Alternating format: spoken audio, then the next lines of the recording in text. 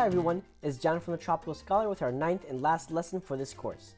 Today we're going over a type of essay that is probably the most common, but some people make mistakes that are commonly made that throw off the whole paper. This type of essay is called the argumentative essay. After this lesson, I'm hoping you will know how to properly format and write an argumentative paper. Now, let me bring up the study guide and let's go through it together. First and foremost, and this is where most people make their mistake, is that people tend to state their point as an opinion. I noticed that when students first start working on argumentative papers, they'll say stuff like, I think this is better because, or this seems like a better option. You don't want to do that. You want to state your point as a certain, confident, and valid point. Think like in those movies where you got two people fighting on a cliff or some other dramatic scene, and they're yelling about what is right or wrong. Embody that spirit. Argumentative essays are not opinion pieces. In an opinion piece, you can say, I think this, or this seems like that, because that's an opinion. And an opinion isn't subject to right or wrong. Now, if the topic where there is right or wrong, that is where an argumentative thesis comes into play. You are presenting your side as the correct side. Confidence and accuracy are going to be your friends when writing something that has to prove a point. Now, I don't have this included in the study guide or in the example paper because they are both supplemental material meant to be simple examples, but as you get better at argumentative writings, you can include the points of the opposing point of view.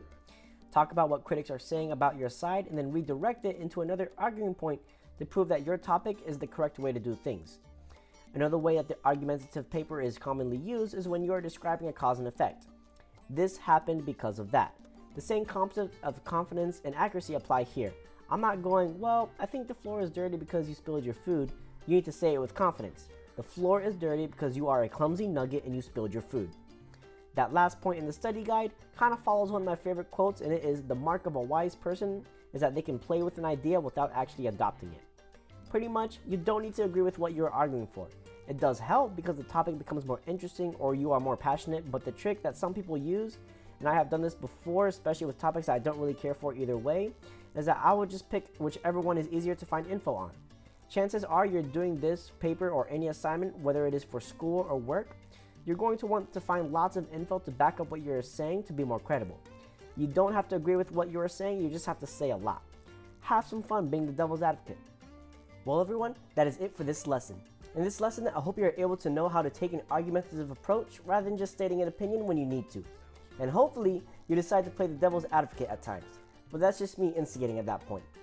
There's an outline for this lesson if you want to practice writing argumentative pieces, an example paper that demonstrates the basic concepts of an argumentative piece, the study guide I would give students when helping them with this topic, and a way to request a virtual tutoring session on my Patreon.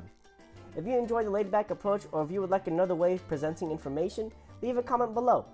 As always, I hope you enjoyed the lesson and take care.